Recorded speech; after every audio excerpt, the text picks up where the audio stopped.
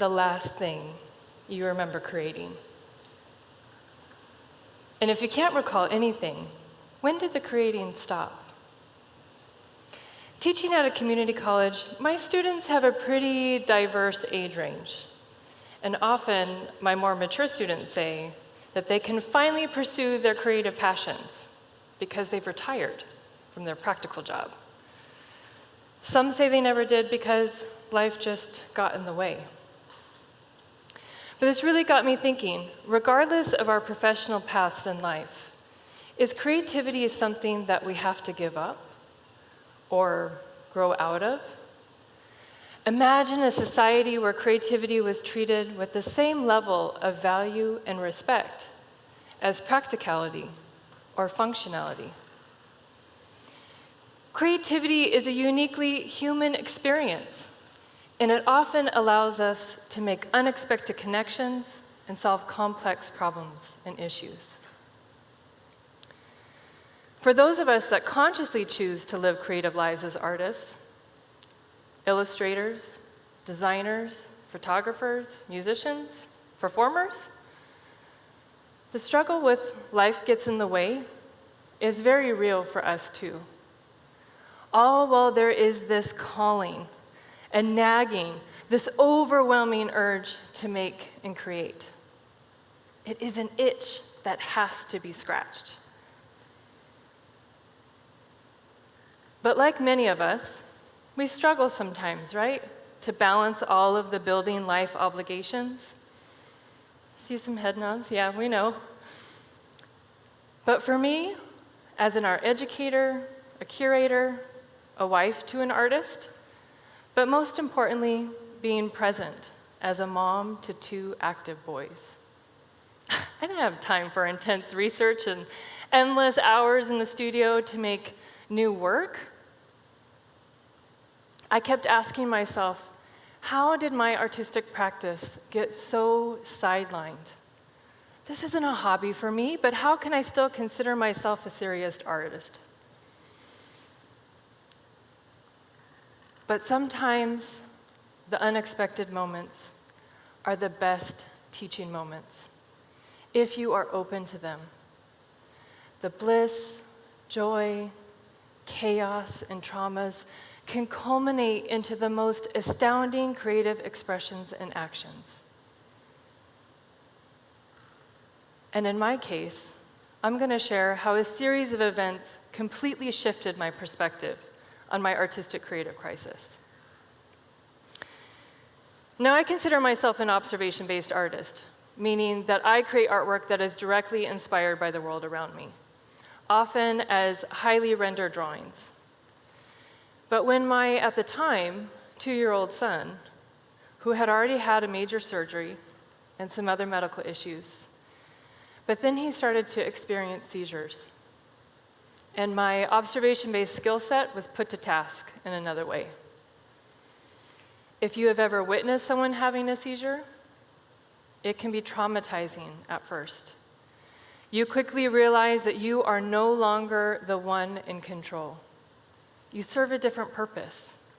You're a tool to provide support, a safe environment, to start the timer to know how long the episode is, and to be that calm presence for afterwards. So as our young son started his journey, it was vital for our family to be hyper-vigilant, constantly at the ready. Because we were the ones with him all the time, his team of doctors relied on us to communicate how his body was seizing. Did his eyes go to the left or to the right, up or down? Did his lips or face turn blue? Did he stop breathing? Did his body jerk or twitch? Was it one side of his body or both? All as a means to figure out what was the best form of treatment. And after each episode, documentation was shared with his medical team, and his neurologist would always end our appointments with, "Please continue to observe." And as an observation-based artist, I knew I could control that. But as the days and weeks continued in our household, the outside world was also going through some traumas. A global pandemic, and social unrest, right? Like, we'd all like to forget about that. But the world was shut up inside. And as an educator, it suddenly meant that my hands-on studio classroom was confined to a computer screen. And every attempt to take the kids outside was met with falling ash from wildfires. Our state was on fire. So it meant that inside play required some modifications. The family room into a Land of Fort building, the dining table into kinetic sand and Play-Doh and coloring crayons. But as parents, we were not really prepared for the types of questions, the thousands of questions that would be asked of us in a given day by our 5-year-old. How could we explain to our 2 young children the seriousness of the world that was occurring around us? But I had to keep reminding myself, for a child, the act of questioning is essential for growth, for learning new skills and understanding. In academic disciplines, it's often associated with philosophy or science. But the act of questioning is just as essential for the artist.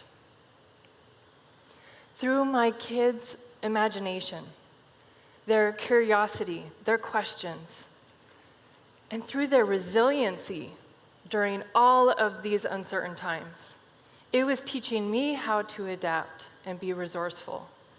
But that also through creativity, I was willing to be more vulnerable and receptive to new ideas.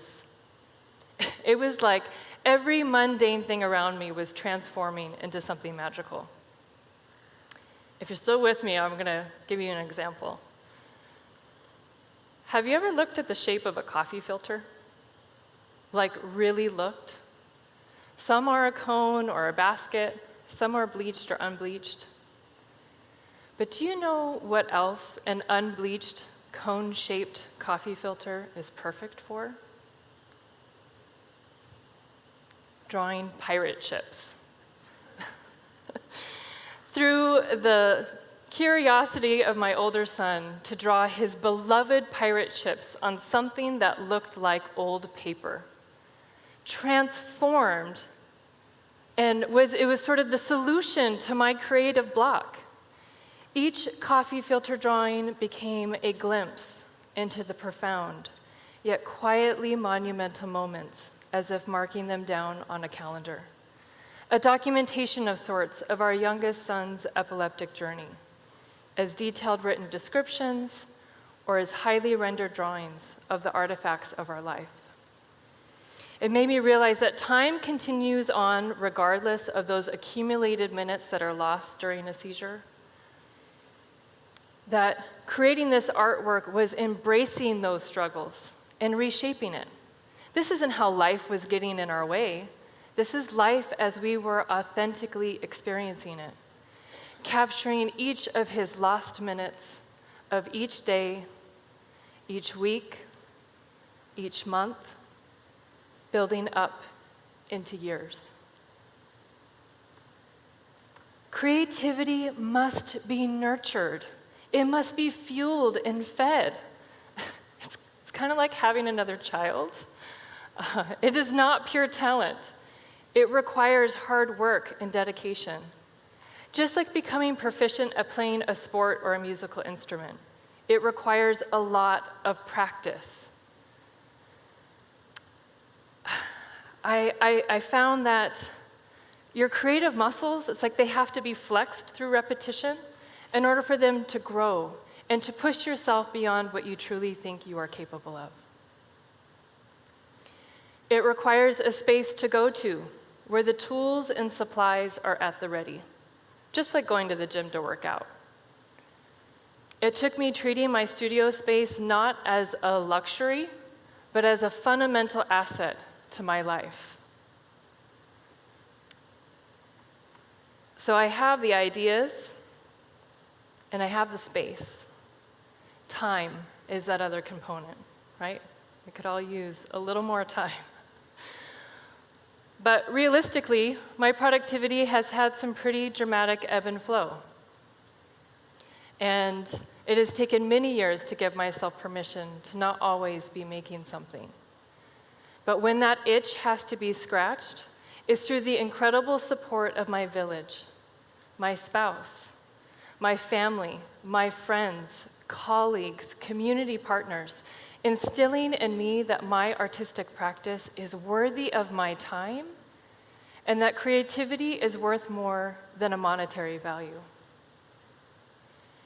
And it's just as important that our kids know that both of their parents are artists, but that also that anything is possible to do professionally.